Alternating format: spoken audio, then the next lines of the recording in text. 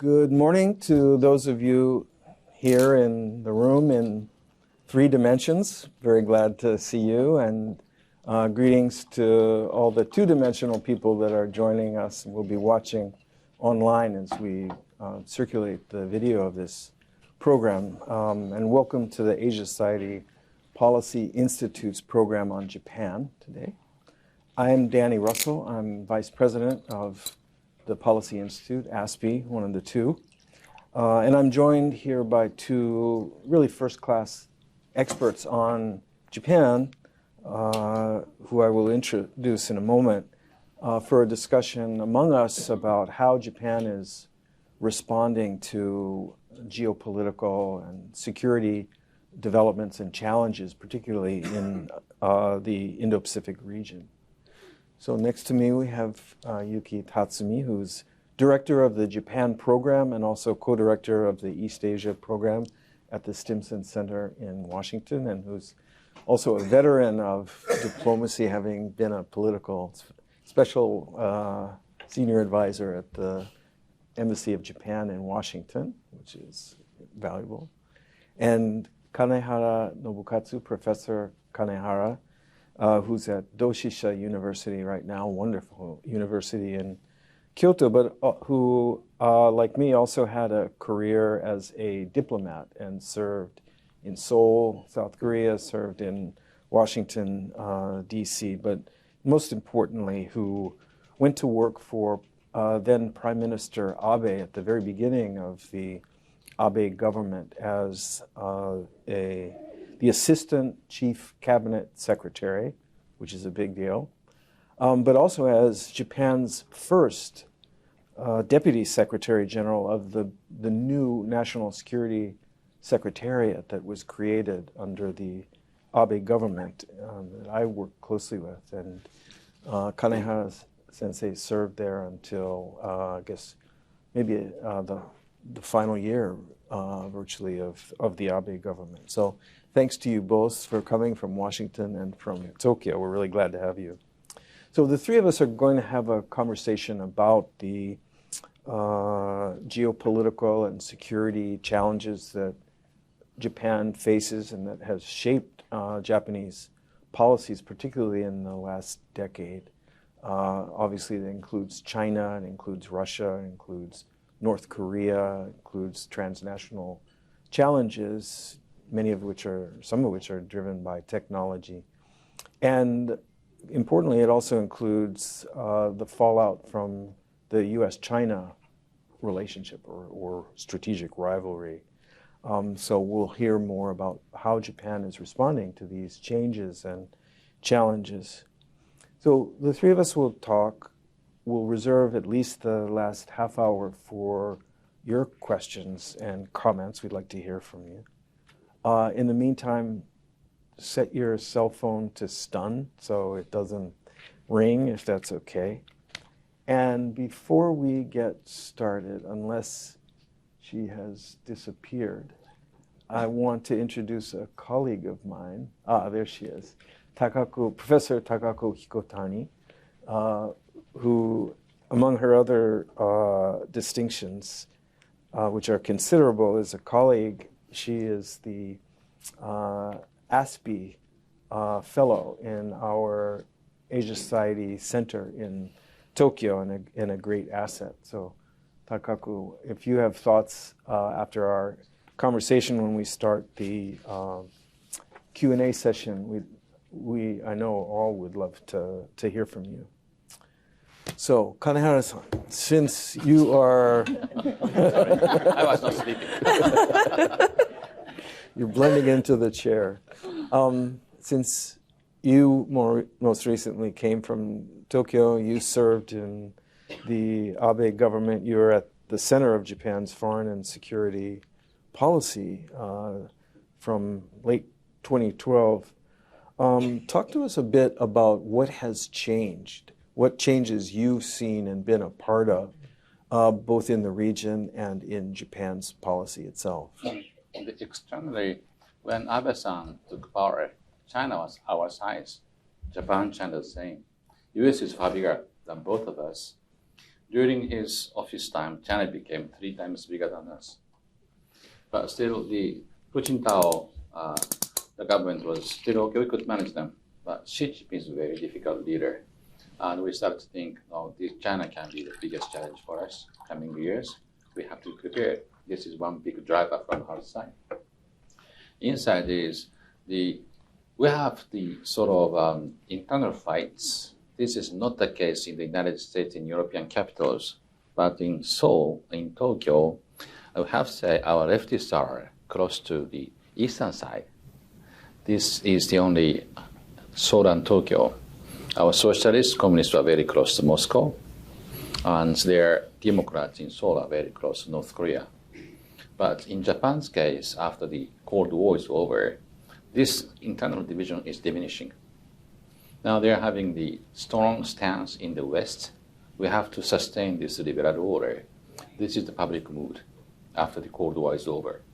And then we have 2 big shots. One is Abe-san, Premier, and Deputy Premier was Aso-san. These 2 prime ministers were the grandsons of Yoshida-san, Prime Minister Yoshida, and Prime Minister Kishi. These were the founders of the Japan-US alliance. At that time, the socialist communists are very strong. They heavily criticized, you are selling Japan to the Americans. We can't follow the Americans. But they stood firm in the West. And then we had the big fights and economic growth and these things. Finally, Cold War is over. We are taking back the original stance. No, we are in the West. Dr. Kissinger, in his book, International Order, he wrote, Japan was legally in the West, but they never participated in this ideological fight. It is so true, because many Japanese thought we are neutral, sort of, because the government is, of course, in the West, LDP was in the West, but the parliament was divided. We are paralyzed.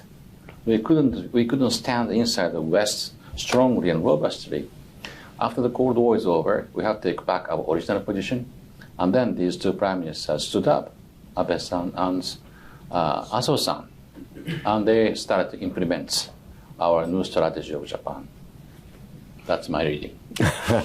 Thanks. So, Yuki, Kanehara-san gave us the sort of the drivers and the historical perspective. And I have to say it's a little counterintuitive or even a little jarring for Americans to be told about the communist and socialist record in Japan that seems so distant from what we are dealing with and working with today. But you're quite right to put it in that historical context.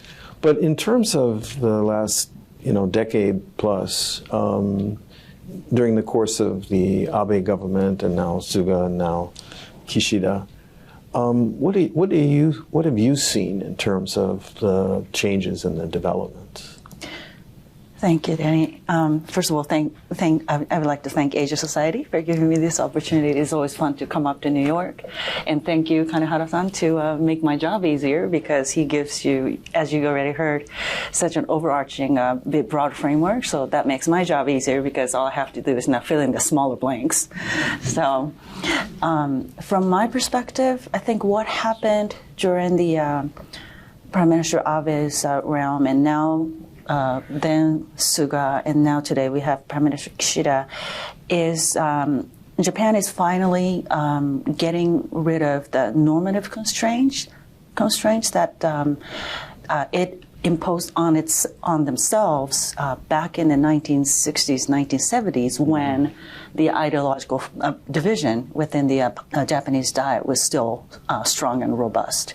And those principles, some of them include restrictions on the defense technology to foreign allies and foreign partners, non-military use of outer space. They're supposed to be only for purely for scientific exploration, and only one of those normative constraints that's still standing quite firm is the non-nuclear. Three principles of non-nuclear. Japan does not possess, produce, or introduce. But really, those two other principles that I just mentioned really put a lot of constraint on what Japan could potentially do as U.S. allies, and also with friends and partners in the region like Australia and India. So I think what we have seen over the last decade plus is Japan slowly getting rid of those constraints, and now they are really implementing the new course of policy that Prime Minister Abe first put, which is really anchoring Japan firm in the camp groups of the liberal international order. I think Prime Minister Abe, when I think about Prime Minister Abe's foresight, I always think about not the 2013 speech that he gave in Washington, but the 2007 speech that he gave in India. Yes, he talked about confluence of two seas and how Pacific Ocean and Indian Ocean are interconnected. And an arc of democracy. And that was a then Foreign Minister Asso's arc of prosperity. But I think already back then he had that foresight to see that those maritime space will merge into one big strategic space, and that's exactly how we're talking about this area right now. Indo-Pacific region. So I think that vision and where he wants Japan to sit in the region was that he wants Japan to lead the group of nations, at least amongst the leader of the nations that uphold that international open, free and open international order. And I think that's really where Japan is making incremental steps to to get to that vision that Prime Minister Abe first put Japan in place. Yeah, that was the inception of the free and open Indo-Pacific. It also was a birth or rebirth of the Quad as a construct and a concept. Absolutely. Well, as long as we're talking about the kind of broad context here, the parameters, I'll just say from the perspective of the United States, from a perspective of U.S. diplomacy, we should remember that dealing with Japan for the United States was a little bit like running up a down escalator. We had a series, after Koizumi, right? We had Abe as prime minister for a year. We had Fukuda for a year. We had Aso for a year. We had Hatoyama for a year. We had Kan for a year. We had Noda for a year. And then we had the return of Prime Minister Abe. I think it's important to reflect on the sort of disconnected nature of our diplomatic engagement. I know just President Obama had a series of first dates with new Japanese leaders that followed almost an identical pattern of, introducing herself, call me Barack, and it significantly interfered, even though there were both important and positive policy developments. Yuki described 2007 and the first Abe prime ministership. This was during the Bush years. Similarly, Fukuda and Aso, and there were real problems, significant threats to the alliance during the Hatoyama period, particularly, but also during Kan. And there were tremendous crises, like the March 11th tsunami disaster in Tohoku in northern Japan, and the Fukushima disaster, that could easily have ended the U.S.-Japan alliance, at least at the level that it had achieved, but instead turned into a phenomenal success and strengthened the connection. So with that as background, the arrival of Prime Minister Abe, and we didn't know it at the time, but he served for 8 years. 8 years.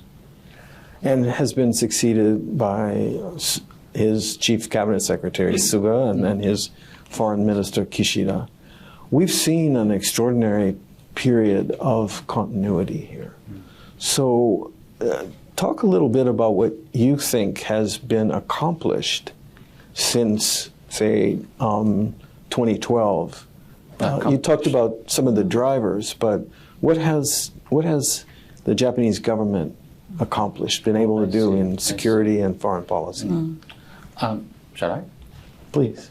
Abe-san, he said he has to make Prime Minister's office much more robust because he has to drive the government. Before, bureaucracy was very strong and stovepiping was our cancer. Abe said, no, I'm the leader, so I need a strong machine here in my office. So he established the National Security Council and National Security Secretariat. And this was a big success. I was driver for making this, but many said, oh, Kanehara-san, this can be another stupid, organization, just paper organization in the Prime Minister's office. I said, no, this time Prime Minister is very serious. This can be a very strong organization, and it became a very strong organization. And then we could finally combine three components, and the Internal Office of Defense Ministry, and the Foreign Office. Police agency, this is not only police agency. In Japan, they were part of the internal ministry. The intelligence is here, intel guys are here, counterintelligence rather, but intel guys and diplomats and the military were finally coming together to support the Prime Minister. So this was the big achievement internally. And then Abe-san wrote for the first time National Security Strategy. We couldn't have this because our parliament was so divided. Half were pro-Moscow, half were pro-Washington. We couldn't have national security strategy as a national consensus.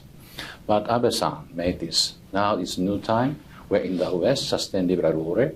And he wrote the national security strategy. We're in the West. We sustain freedom, democracy, human rights, rule of law.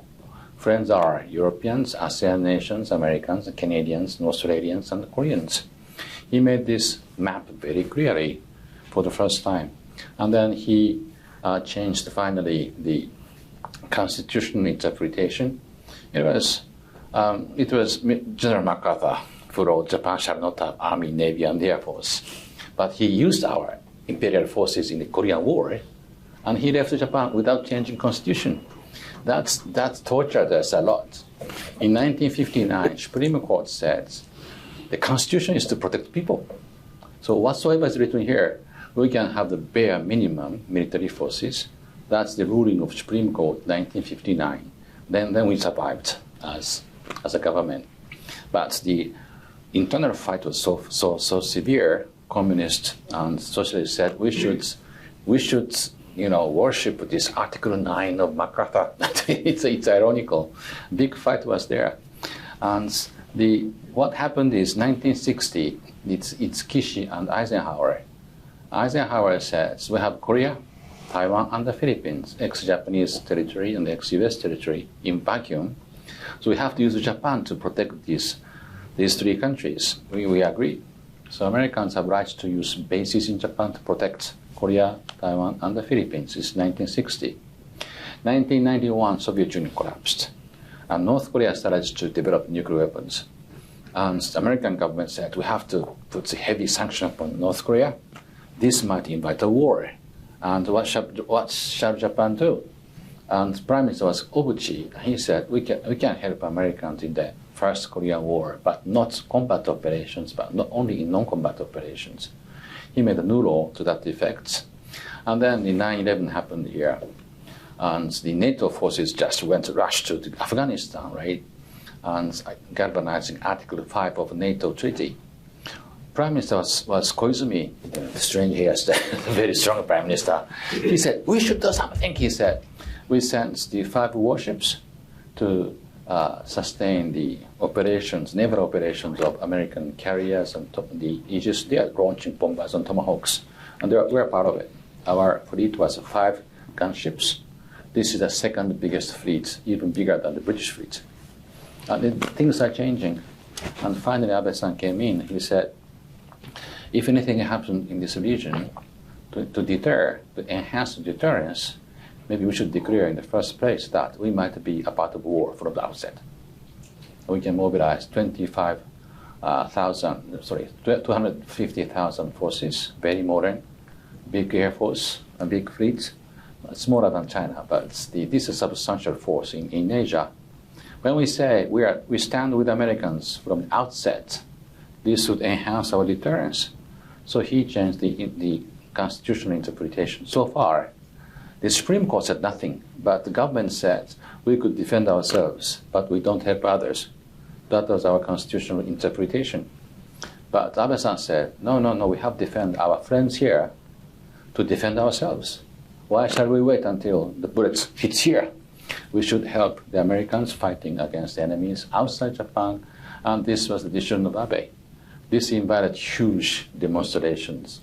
But I have to say, I do remember, when I was small, 100,000 demonstrators were surrounding the parliament.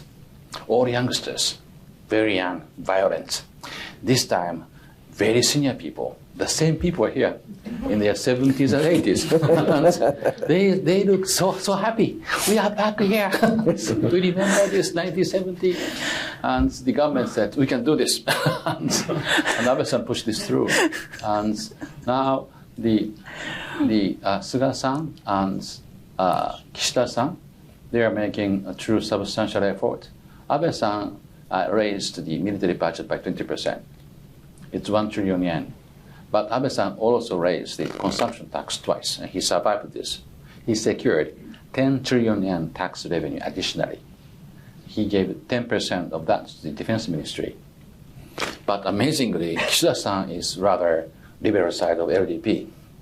And he said, we're going to double the defense budget in 5 years' time. That's much more ambitious than Abe-san. But we are now on the track that Abe laid down. We have to be a substantial power to be responsible to sustain the liberal order in Asia in front of Chinese rise. This is where we are. Thanks for that great laydown. The two things that you emphasized resonate with me very much. First of all, the creation of the National Security Secretariat with your colleague Yachi-san was transformational. In terms of the U.S.-Japan alliance, but more broadly in terms of Japan's foreign policy making, streamlining what was tremendously complicated and slow-moving, if it moved at all, bureaucratic and political process, I think really helped to turbocharge Japanese decision-making and policy implementation. And it came at an extremely important and valuable time. So I certainly witnessed a positive transformation in Japan's diplomatic agility, its ability to engage, to make decisions, to develop a strategy, to execute a strategy. That, you're right, that was very important. The other thing that you described articulately is includes not only political, but I think social change in Japan. And I remember a phrase in Japan that I used to hear, heiwa boke.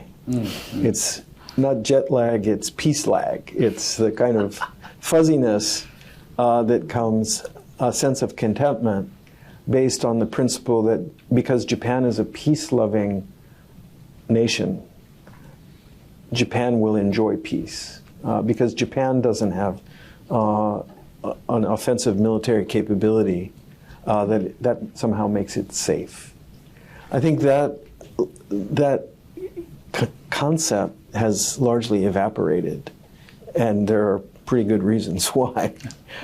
So between the administrative change and the culture change, we've seen a transformation. I'd add something I think is very important, that in 2012 and at other junctures when unfriendly countries tried to raise the specter of a resurgence of Japan militarism and warn countries in Southeast Asia who had been occupied by the Imperial Japanese Army in the 30s, in Korea, in Taiwan, and in other parts of Southeast Asia. When when that effort, that propaganda effort, was launched largely by Beijing, it didn't have any real traction. It never worked, in part because of the U.S.-Japan alliance, but I think in part because the shift towards a more robust defense capability in Japan was part of a much broader diplomatic and political engagement that people in other countries felt good about. And I think that was Japan did started from that foundation that was ironically built during those ideological division area, because Japan's engagement with those regions were primarily economic. So that means a lot of ODAs, a lot of private investment in those regions, and basically Japan demonstrates itself that it can be a big, powerful economic powerhouse who will behave responsibly and genuinely help those countries in the region. And I still remember Prime Minister Fukuda's speech about Japan-ASEAN relationship as an equal partner, people to people, heart to heart. I think that really laid the foundation for Japan to play, when Japan started to play a more robust security role in terms of assisting Filipinos Coast Guard, Vietnamese Coast Guard, and start investing a little bit more focused on the building up those countries' infrastructures. And that really spoke itself. So when those propaganda came in, it really didn't resonate, because that's not the Japan that they know on the ground. Great. Just dragging us into the present, Yuki, I know you've looked closely at the package of 3 major policy documents that have come out of the Kishida government, the Japan National Security Strategy, the National Defense Strategy, and was it the Japan Defense Program? Defense Build-Up Plan. Build-Up Plan. Could you just tell us a little bit about those, Sure. both what they are, what they do, and what you see as the significance? So I think this set of 3 strategy documents are very, very significant. Starting from National Security Strategy, its predecessor, he was a crafter of the predecessor preceding document. But this one really reflects the Japan's threat perception that has changed quite a bit since Japan's first national security strategy came out in 2013. And Japan's perception of its security environment surrounding itself has gotten much aggravated, much more provocative behavior by its regional neighbors. And also this document was crafted right as Ukrainian war was unfolding every day. So that really gave, Danny, you talked about that peace fuzziness. That really cleared that fuzziness for the Japanese public by and large, because basically they just unfolded day in, day out. And that really changed the atmosphere in which these documents are discussed and finalized. And there's much, much stronger sense in Japan that that has not been there in the same way, that we really need to be able to defend ourselves from external threats. And we do have unfriendly neighbors. So what do we do to better defend us? And National Security Strategy documents talks about how Japan can do so, first and foremost by enhancing its own defense capability. Prime Minister Kishida often talked about fundamentally enhancing Japan's defense capability. But secondly, really investing a lot of efforts into strengthening alliance with the United States and the partnerships that Japan enjoys as an extension of the U.S.-Japan alliance. So investing a lot in Australia, a relationship with Australia, India, not only bilateral but as a quad. Redoubling its strategic engagement with Southeast Asia, and then also, by the way, Japan finally starts waking up to this new domain that we often talked about in the defense realm. That's space, cyber, disinformation, cognitive warfare. They finally start taking steps in this strategy document combined with the defense strategy, finally start taking steps to make progress in that area. And last but not least, I think this national security strategy really pays due attention to the increasing importance of economic security, and also the responsible use of advanced technology like AI and others, and emphasize the importance of coming up with the internationally agreed upon protocol on how those technology needs to be, should be used. So that's really the national security strategy document speaks to, and defense strategy and the build-up plan really kind of supports the military, more hard military aspects of that strategy.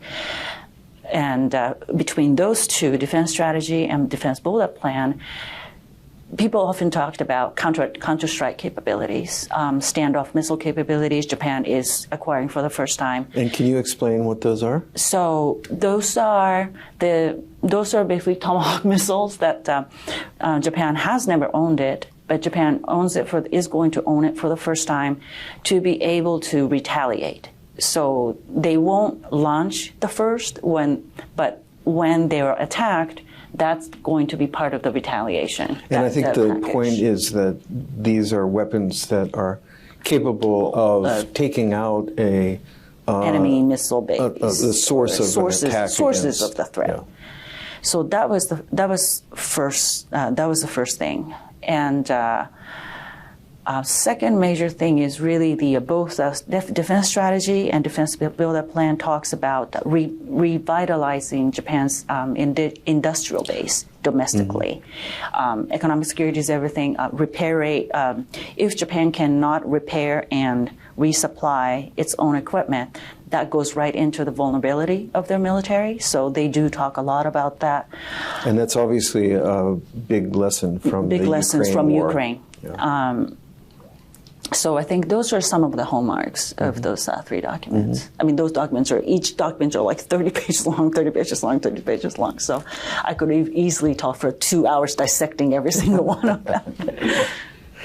Well, Kanehara-san, on the subject of threat perception, when you were sitting in the Prime Minister's office in the National Security Secretariat, you worked on the Japan's first national security strategy in 2013, I think it came out. And then fast forwarding to today, what is the threat perception when you look out from your old office around the world from Japan? Well, and let me just add a question mark.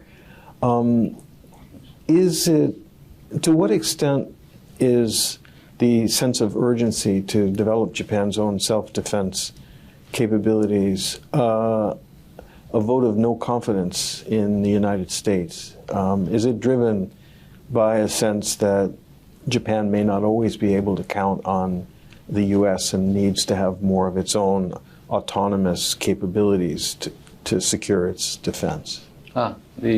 First of all, for Japan, Russia has been our first threat since Meiji, Imperial Russia and Soviet Union, and today's Russia. But the threat from the North is diminishing. In particular, after 1991, Soviet Union collapsed. And the Russian war, we fought twice against the Russians. But next war against Russia, this is mainly European war. NATO will fight against the Russians. Americans are pointing tens of thousands of the nuclear missiles are pointing at Russians over Arctic Sea. Our sense was this third world war will never happen. It's costly, but it will never happen. We have to sustain this very costly peace. And then Soviet Union collapsed. North Korea stood up. They started to develop nuclear weapons. The nuclear weapon is scary for us, but the Korean War is basically South Korean War. We support them from the back. We're in safety haven, in a way. But finally, China stood up, and we saw it not only Uyghurs, Tibetans, Mongolians, Inner Mongolians, and Uyghurs were forcibly assimilated It gave us a big shock of what's going on in China. And then Hong Kong was oppressed. This was a wake-up call for us. And they started to send their government ships to Senkaku Islands. Since the end of Noda government, they strengthened their fleets. What's this was our thinking. And then Taiwan war is very different from Korean war or Russian, European war. We are frontal. And our islands are very close to Taiwan. Mercifully, it hasn't happened yet. Let's keep it that way. Yeah, but we could be involved. And we will never fight a war against China to defend Taiwan if Taiwan starts a war. But if the Xi Jinping starts a war, it depends upon the United States. If U.S. goes, they must use our bases. We got involved instantly. We're frontal. And China would hesitate to attack Guam and Saipan and Hawaii. But they could attack Okinawa. They could attack even Kyushu, because we're so close. The Americans will launch operation from Japan. And Japan can be involved, Japan and the Philippines. North Japan, South Philippines, we are frontal nations. Then suddenly we got very serious about this. Before Suga-Biden meeting last year in spring, Taiwan issue was taboo. Nobody is talking about Taiwan. But when these two leaders talked about Taiwan, that's discussion just exploded in Japan. Amazingly, in every morning show, evening show, comedians are talking about Taiwan. If Taiwan war happens, what shall we do? And general sense of insecurity just spread very rapidly in Japan. And this sense of insecurity is real. And we have to say, we don't have NATO here. We don't have nuclear French, nuclear British. The German army, Turkish army, we don't have that. We have only Americans far away, Australia far away, Korea flops, and Philippines is important ally, but their military force is limited. And China, what shall we do? And this is the general sense of Japan today. That's the reason why when Kishida-san, it's a dovish liberal side prime minister, and he said we have a double defense budget. Nobody disagreed.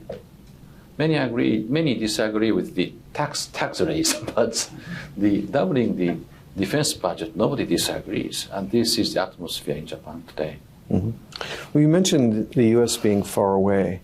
Yeah. During the Trump administration, there was a real concern that the administration might begin to pull back U.S. forces from Korea and from Japan, that the U.S. was demonstrating a diminished sense of concern and resolve when it came to defending its allies.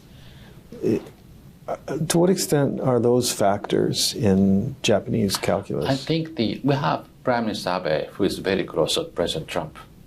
So we are spared. But South Koreans were panicking. And in Asia, we can be, Asian allies can be expendables. That is the fear of many Asian nations. But Biden administration's orthodoxy, alliance-oriented diplomacy, and this is orthodoxy. So as far as orthodoxy of alliance-oriented diplomacy is performed by the White House, whether the Democrats, Republicans, we are assured. That's fine. But if the president becomes very transactional, that's a big fear. That changes everything. But I believe that American strength is not only its ingenuity, entrepreneurship, strong economy, strong army, navy, air force, but the alliance. U.S. strength is based upon alliance. You have many friends on earth. We're part of it. That's the reason why we can believe that the liberal war will survive this century. We're part of it. Yuki, Kanehara-san raised Taiwan and the Taiwan contingency. Interested in your thoughts, including on what, since you're based in Washington, what your sense is about American expectations towards Japan with respect to the Taiwan threat and a Taiwan contingency. Great question. I think this is the area where much more focused consultation probably will be necessary between the two governments. But I think in terms of people like us who watch these things, U.S. and Washington's expectation of Japan is, in case of Taiwan contingency, I don't believe they expect Japan to go on the front line with them. But when it comes to all-out logistical back-end support, I think they expect Japan to do that, and also obviously, if Japan is capable of fending itself from direct military attack from China on its own, then that frees up more of the U.S. forces to come to Taiwan's defense. I see. So that's very important, and that's why I think there are in terms of the practicality, I think now there are now finally start talking about promoting a more co-location of the U.S. bases and Japanese self-defense force bases, which is incredibly helpful because when things like this happen, and hopefully that will never happen, self-defense forces, military police can start protecting American bases, and that also relieve a lot of burden on the American forces, so that they can focus more on the forward operation. But I think there may be a discrepancy between the allies. I see it in how each side see the war could happen. Theoretically speaking, at this age of cyber and all this advanced technology start being incorporated into national strategy more and more, no shot can be fired. And the what called conflict could be over if Taiwan can be blockaded through sabotaging their critical infrastructure and other systems. What do? We do not have the capacity to know what's going on in Taiwan. That is entirely possible also. So not every contingency scenario that that's been gamed out is kinetic, meaning missile flying, tanks going, ship going. But those in the world of invisibles that's what's been gaming out heavily too. Yeah, well, that's a fantastic, important point, and I completely agree.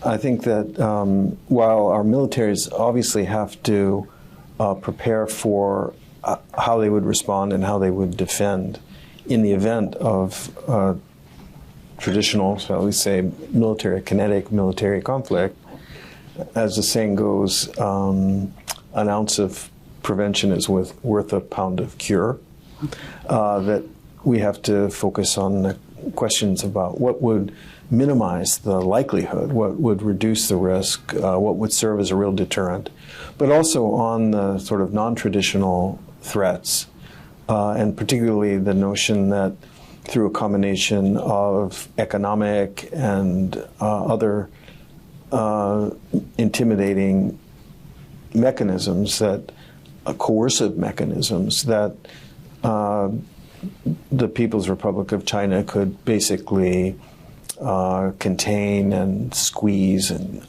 coerce the authorities on Taiwan, the people on Taiwan, and do so in a way that made it difficult for the United States, Japan, and others to intervene, to respond.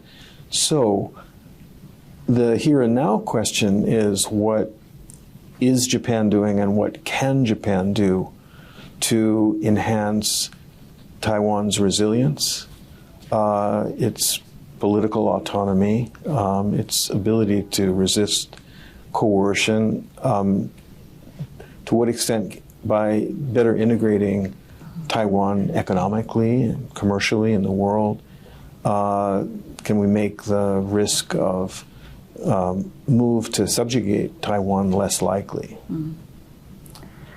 Yeah, can I? Please. There are several levels to discuss. We have to start from how to put China on right track. Well, it's maybe too early to talk about military aspects. But before that, so we have to make China understand that if the whole West is united, if the whole West means U.S., Canada, Japan, Australia, Korea, and then Europeans and British, If whole West is united, the economic size is still twice as big as China. And China's not peaking out. The population starts to shrink. And China can never reach the size of the whole West. That means if the West is united, we can still engage China from the position of strength. And that's the reason why China is cutting our alliance system everywhere, giving 130 Airbus to Macron. And Germans are still very much deeply embedded in the economy of China. But the Europeans are now thinking of how to engage China from the whole stance of the whole West. And this is the right direction. As far as we are united, we can still engage China. If we are dispersed, except the United States, nobody can stand and face Chinese. And they know it. So we have to be united. And second, militarily, we have to show China this is not an easy war. You can start it. And if this is a big risk for Xi Jinping too. If he fails, his government can be toppled down. So we have to make him think twice. This is not an easy war. But for that purpose, we have to show our resilience. And we have different interests. Business people are still happy to make money in China. But when war happens, that devastates their interests, business interests. So we have to persuade our own business people and realign them together with us, make a coherent strategy to engage China and show Chinese that we are united. We have coherent policy. We're happy to pursue business interests. But if you start a war, everybody is against you. And China can be a loser in the end. And their thinking is very much military. Their thinking must be, when they start a war, by cognitive warfare, cutting the deep sea cables, cyber attack, and quarantine maybe, and then the amphibious attack finally. But the amphibious attack to conquer that island, a bit smaller than Kyushu, 23 million people are living there, 200,000 armies defending that island. This is rocky islands. There are less than 15 ports to invade. And it's fortified by Taiwanese. It's not easy to conquer that island. The huge amphibious attack like Normandy, this can be destroyed by our missiles, planes, bombers, subs. It's not easy war. So the chance for China is to make this war very much protracted. And attacks, amphibious attack again and again and again. This is a very difficult war for them too. So this is not an easy war. We have to make them assured of that. But for that, the Japan-US alliance is pivotal. I want to very much to persuade Korea to be part of this, but it's a little bit difficult. Filipinos are very important in this picture, and we have to be in alliance with Australia. But this is a very much initial phase of coordination among the allies, because we're talking about Russians for half a century. North Korea, 20 years, just the beginning to start discuss about Taiwan. But China is far stronger. So Washington, and then Wellington, and Canberra, Tokyo, Taipei, and then Manila, some possible nations in ASEAN. And we have to talk to Indians. It's a bit different. I agree. Well, I want to stay on and come back to the principle of unity, which is hugely important. But I will say that, as you point out, the greater the obstacles that the People's Liberation Army would face in taking Taiwan by force and subjugating the population, the more we have to calculate they will be tempted by these kind of non-kinetic, coercive mechanisms. And so investing a lot, our own thought and planning into the policies that, not just technically blocking cyber attacks and securing undersea cables and so on, but also building up the resilience and the integration and, frankly, the dependencies on Taiwan that help to ensure that an effort to impose a quarantine or to discredit the resolve of the West or the ability of the Taiwan authorities to deal with Beijing that those efforts can be prevented or are defeated. But on the topic of unity, before we get into Korea and other neighbors and partners, I just wonder the extent to which there is unity of thinking among different stakeholders in Japan about how to deal with China. Every country has a bit of a schizophrenic view of China. China as a market, China as a manufacturing powerhouse, China as a place to make money. So the commercial relationships are one thing, but then the political, the ideological, often the security picture of China is very, very different.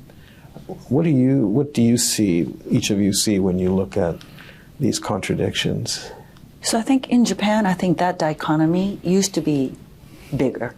So obviously, like Kanehara-san said, business community are very much more interested in making money in China, huge profit and cheaper labor.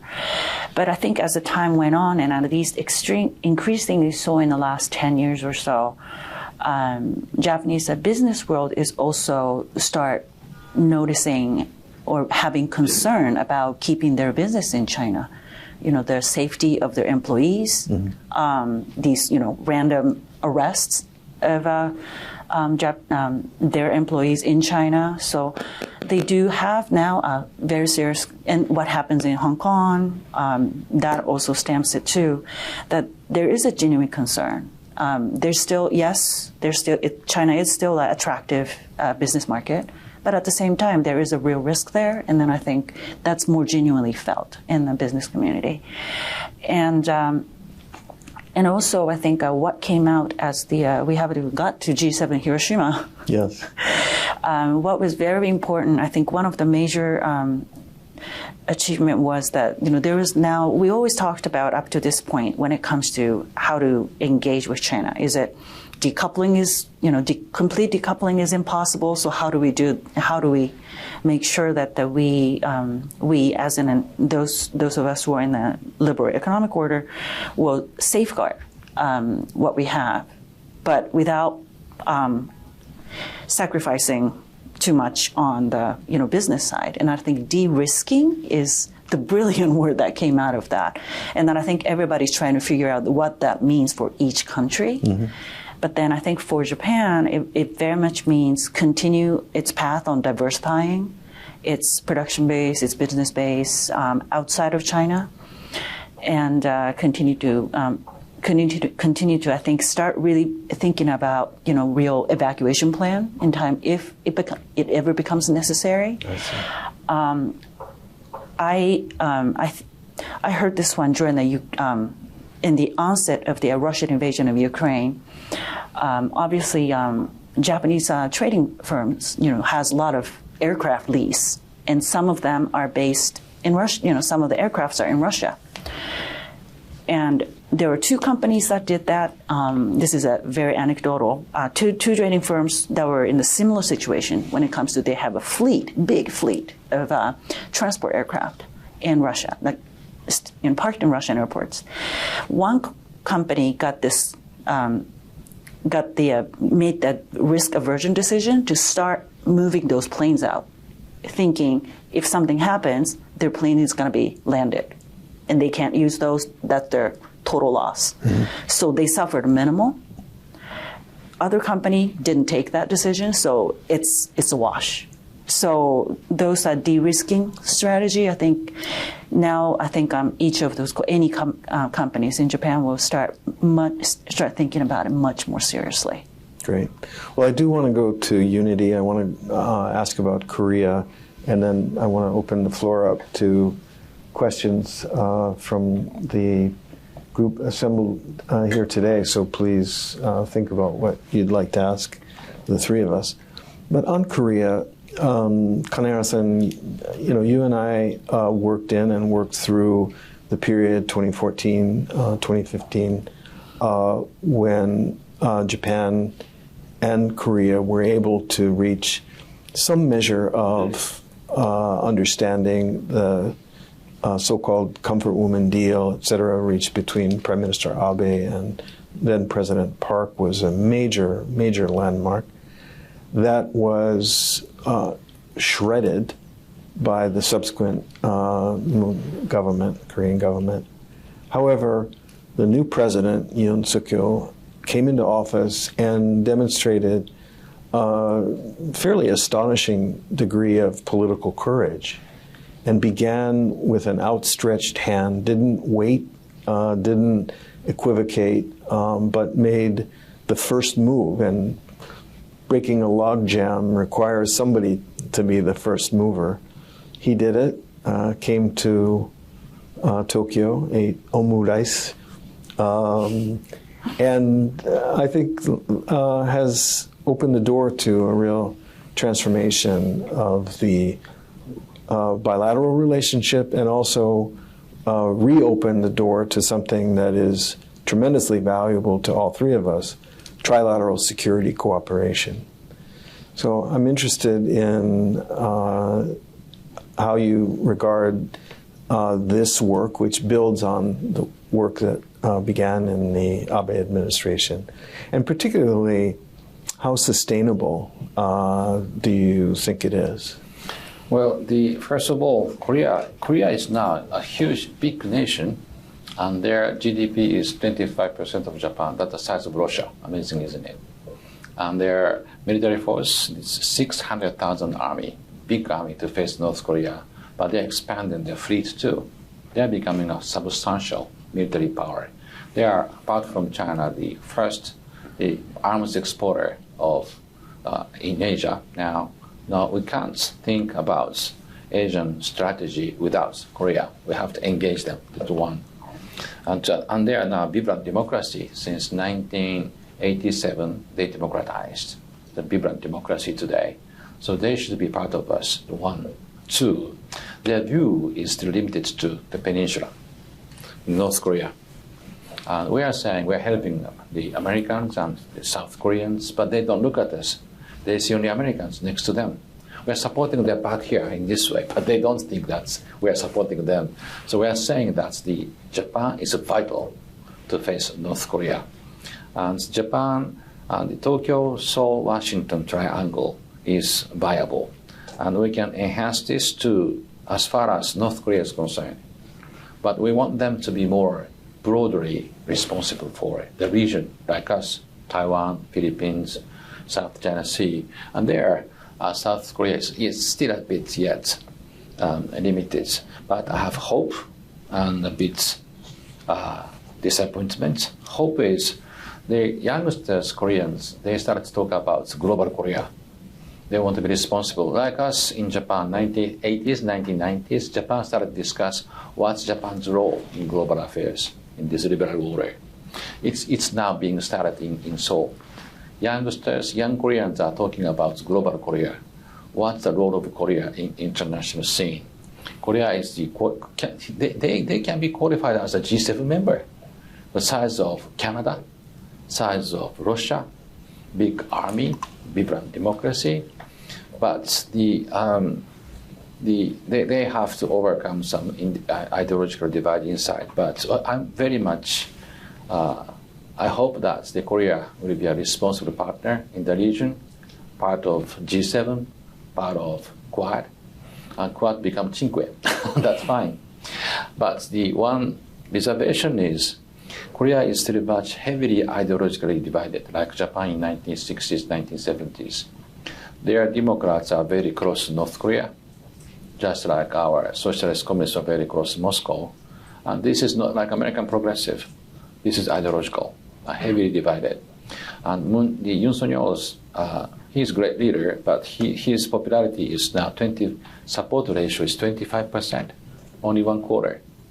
It's the public mood is heavily for the Democrats in Seoul. Parliament is taken by the opposition.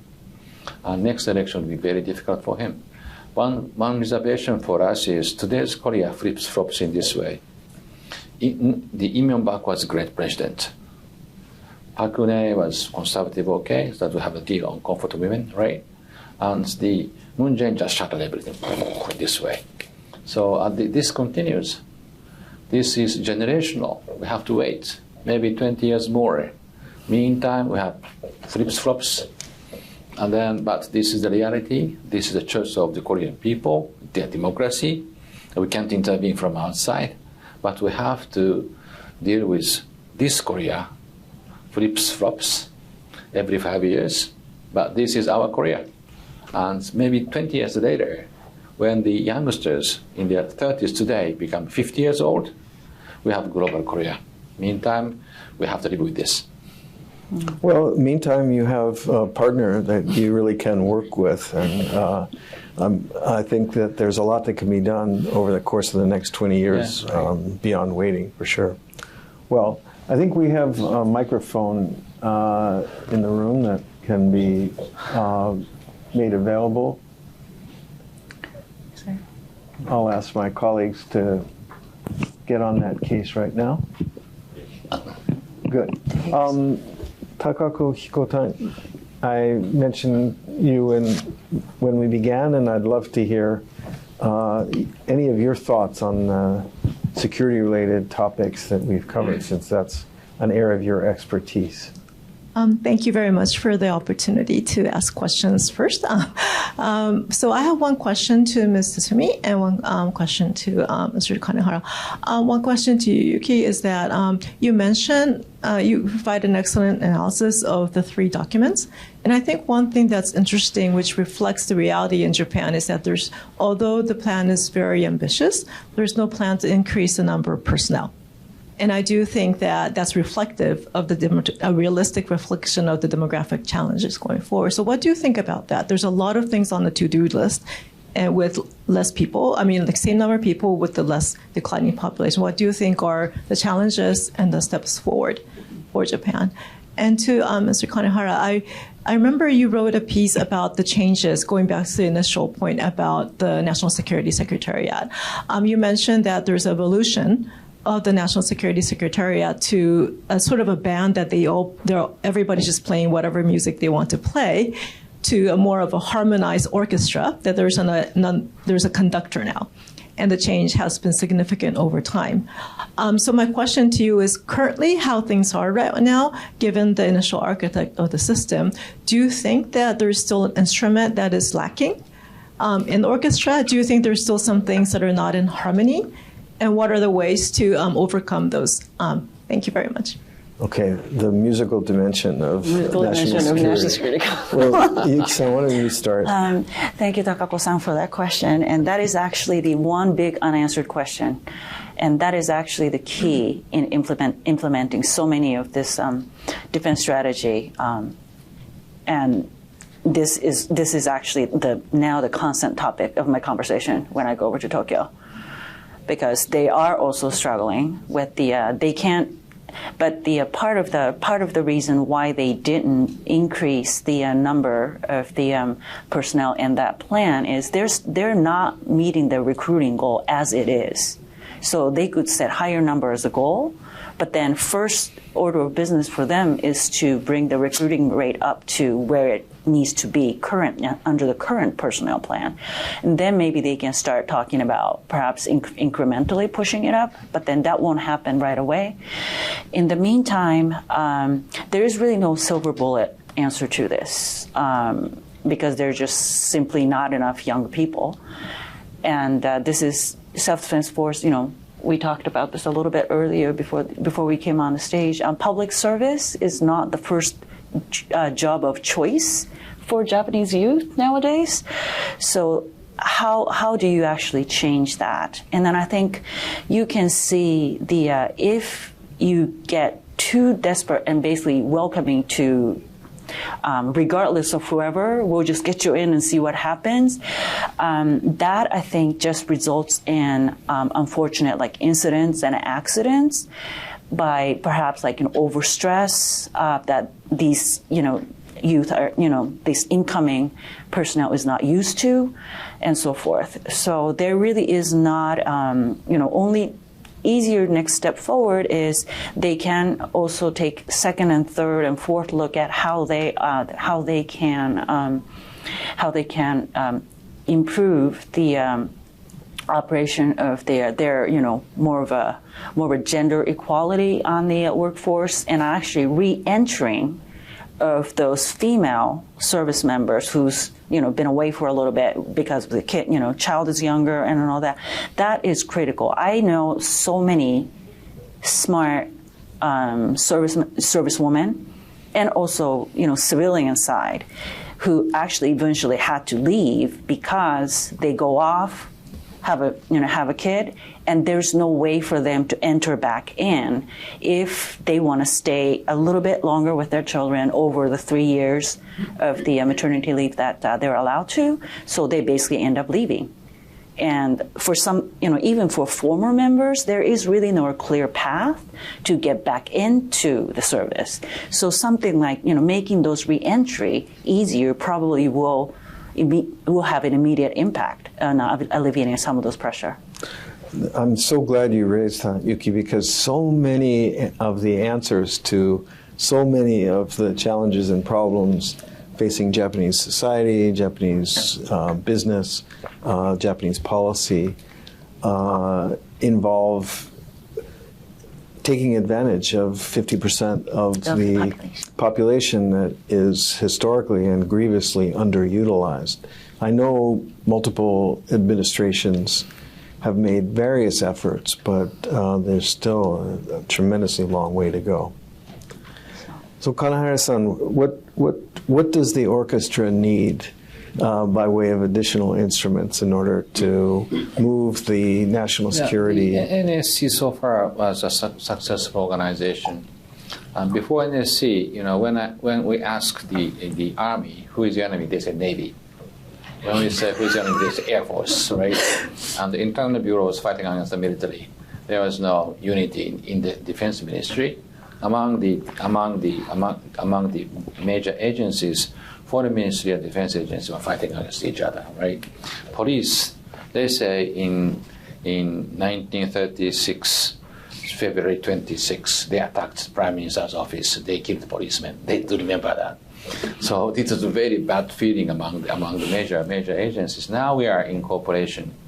This is one government. We have to have the same leader. The external threats are there. Look at that. Don't fight among ourselves. This is a huge change. Stovepiping was eliminated. As far as security policy is concerned, we are going forward. Missing parts there are some big missing parts. One is we don't have a true coordination process with American forces to fight in the south. The C2 is very poor. The U.S.-Korea alliance is a true alliance. It's one single command, share planning, and they fight together. This is U.S.-Korea. NATO the same. But Japan is an island. We try to operate separately. Our army, Air Force, had to fight against Russians in Hokkaido alone. And our Navy, in cooperation with the 7th Fleet, had to bring back the I Corps from Seattle and TRIMF from Hawaii. When they arrive Japan's coast, our forces are almost extinct. So Americans fight alone. This was our alliance management during Cold War. So we have no one single command, two commands, to headquarters. But if we fight in the south, 4 components of U.S., ground, air, marines, and the Navy, our 3 components, we established a Marine Corps, small brigade, 3,000 finally.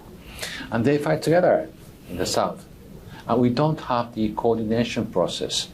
We have a strategic coordination process, but tactical, day-to-day coordination process, we don't have it. There's one missing big part.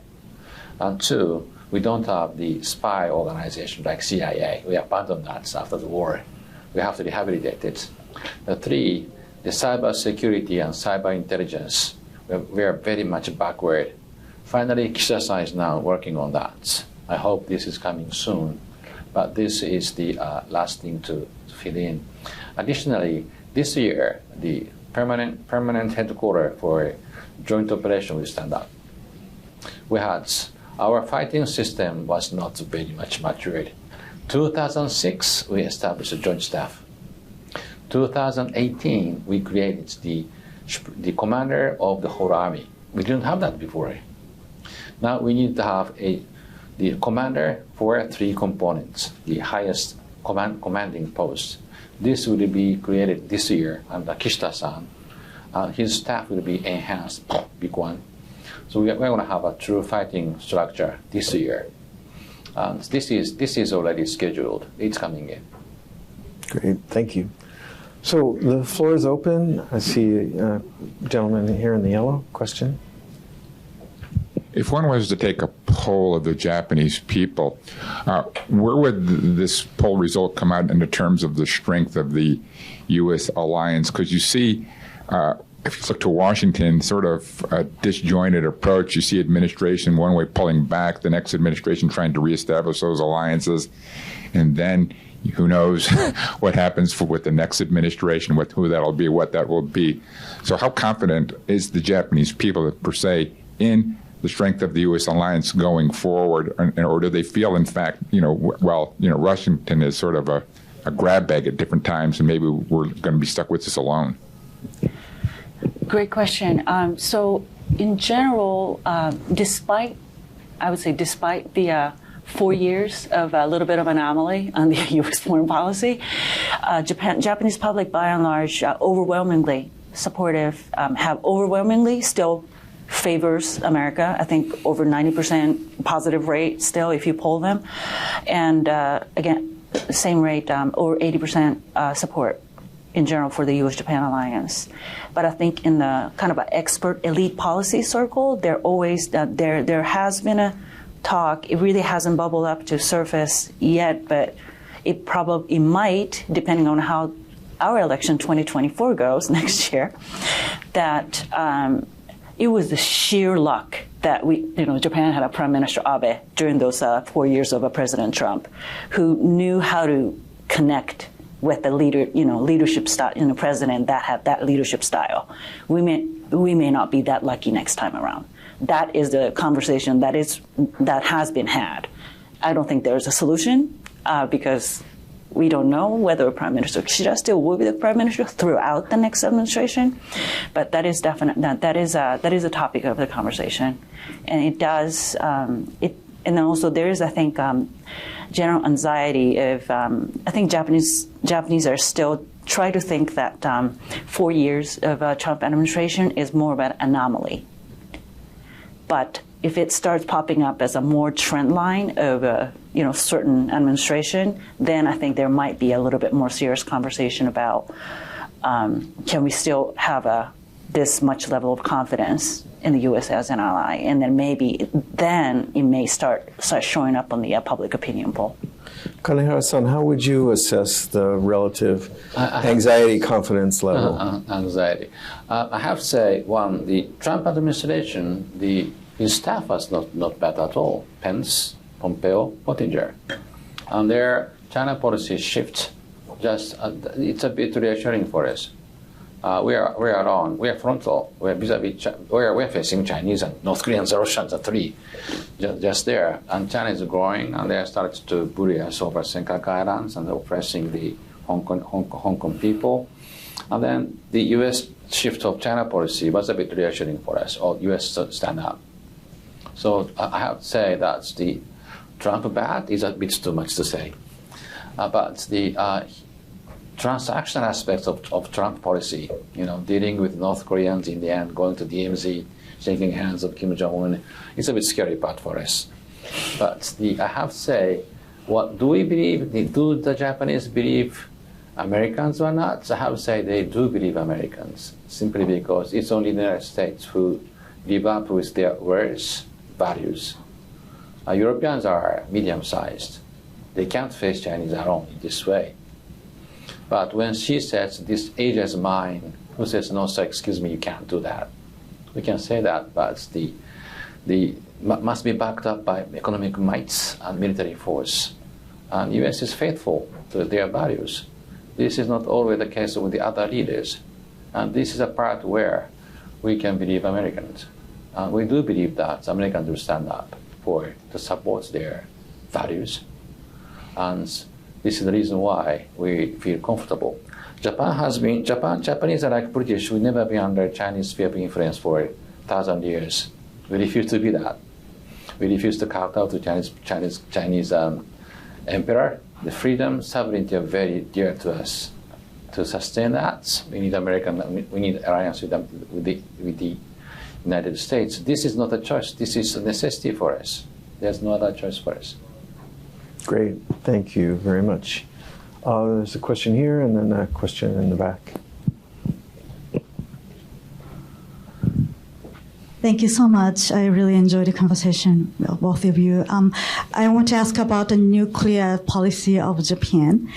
Do you think, Tatsumi Sensei briefly mentioned about the Japan's three principles issue. Do you think, both of you, think Japan will change one of the nuclear, three principles of nuclear weapon in predictable future? If so, what's the impact in the nuclear arsenal in East Asia? So that's a question about the three no's. Yep. Let's also take a second question. Hi, I'm Daisuke Nakai from the Asahi Shimbun. Thank you very much for the talk today. My question is about the Japan-China relationship. 10 years ago, actually, the Japan-China relationship was really, really bad. There were violent demonstrations in the streets of China. Even in New York, outside the Japanese consulate, there were Chinese demonstrations. And the Abe administration pretty much went about lowering the tensions with China. He reached out to Xi Jinping after the emperor's ascension. There was a state visit invitation. I think that still hasn't been rescinded. It's only because of COVID that it didn't happen. But my question is, with the U.S. becoming more confrontational with China, is this outreach to China by Japan at a dead end now, or can it still go forward with the need to show unity? Is there any way to sort of continue lowering the tensions through diplomatic means? Thank you. Two great questions. Yeah. Thanks. So on the nuclear question, I really don't see Japan touching that three nuclear principles in a foreseeable future. And I think when that could have happened, I think Prime Minister Abe kind of triggered that debate that needs to be had. I think it's one thing to discuss this as a policy option, but then it's, I think, a totally different order of business to actually turn that into actual policy in terms of revising the three non-nuclear principles. It is very healthy that now that we can actually, just like Taiwan has been taboo, talking about nuclear issue has been also been a taboo, and then I do think it's a healthy development. It's definitely a positive development that now there are more, there are greater atmosphere to allow those debates, all these different views come forward, but. In the predictable future, I really don't see that happen. I think the only extreme case that Japan might possibly make that leap is when Japanese confidence in the U.S. extended nuclear deterrence goes down to the point where Japan really feels like it needs to have its own to defend itself, and I really just don't see that for the reason that Ms. Kanehara-san greatly articulated. And the question of Japan-China, great question. Oftentimes, Japan try to complement U.S. approach when it comes to the policies in a region, and this may be where, because of the intensification of the strategic competition with China, between U.S. and China, Japan may be able to play a role there to be not really a bridge, but then just to keep that line of communication open. I don't, and also, Prime Minister Kishida already had said something about perhaps maybe he also wants to see if he can visit China or send his foreign minister to China to start, restart the dialogue, if you will. But I have to say, Beijing is really not helping to create that momentum within Japan's policy circle, just as here. When you keep hearing about the near miss of Chinese PLA aircraft and U.S. military aircraft and near miss in South China Sea, and then another near miss in Taiwan Straits, and then fleet of Chinese fleet is coming through Senkaku, what Japan considers a territorial water of Senkaku Island, there's not a whole lot of incentives to reach out because we're not quite sure that extending the olive branch can be reciprocated. And if there's no reciprocation, it's a one-way street. Do we even invest energy in it? Yeah. So that comes up. Those are great points. I'll jump in to say that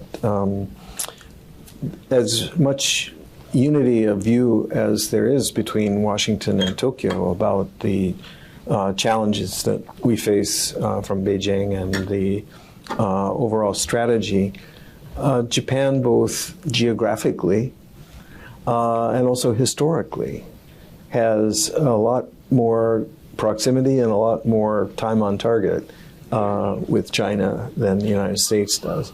Now, admittedly, the People's Republic of China and the Chinese Communist Party have only been in power since 1949. However, I think Japan naturally has developed ways of dealing with China and relationships with China that can differ from the character of the U.S.-China relationship in some respects without deviating from the basic common approach. I think one example is the propensity for the U.S. administration to talk and to frame the relationship in terms of democracy versus an autocracy. Whereas when you look at Japan's Indo-Pacific strategy and language, the framing is about rules. The framing is about the international law and international norms. It's about a rules-based order less than a strict divide between democracies and non-democracies. And that kind of framing, although it doesn't change the policies and the concerns, I think creates a little more space.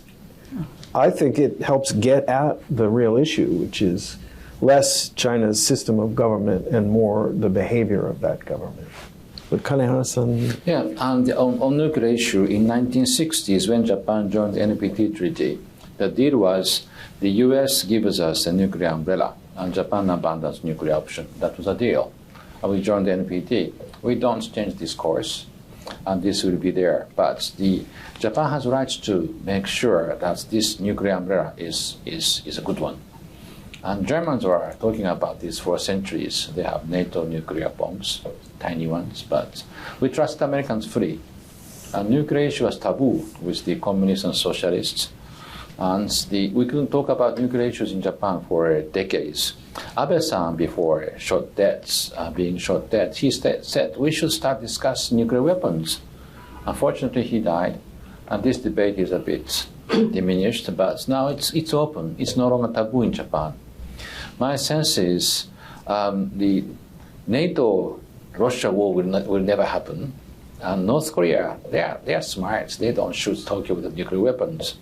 But China might threaten us with nuclear weapons, like Putin threatening Zelensky. If it happens, we have to think about it now. Then Americans say we have 1,500 nuclear weapons here in, say, some in silos off the coast of California. Japanese say, sir, if Tokyo is shot by China with nukes, Americans will say, we have to retaliate. They're going to say that. If small islands of tiny bases of self-defense forces is destroyed by nukes, will Americans shoot back from off the coast of California, the big bomb, the strategic weapons? They say, oh, never happen. This never happens. Japanese don't trust that. Then how can we deter China?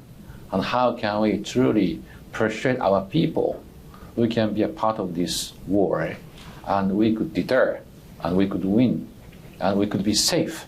How can we do that? My option is to ask American governments to reconsider the tactical nuclear weapons on the attack nuclear submarines. I know Navy hates that because they never use that. They have to carry it all the way. They don't like it. But it is to defend the carrier groups of Americans during the Cold War. It was eliminated by the Papa Bush.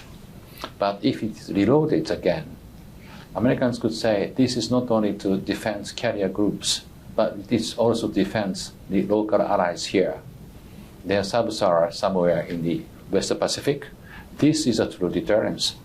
China will doubt off the coast of California, strategic weapons flying Trident here. They don't believe that. But if the tactical nukes are in the Western Pacific, they believe that if they attack Japan with the nukes, Americans will retaliate. So I think this is a viable option. I'm very sad that this debate is not happening between Washington and Tokyo now. About China, it is very difficult to engage China alone.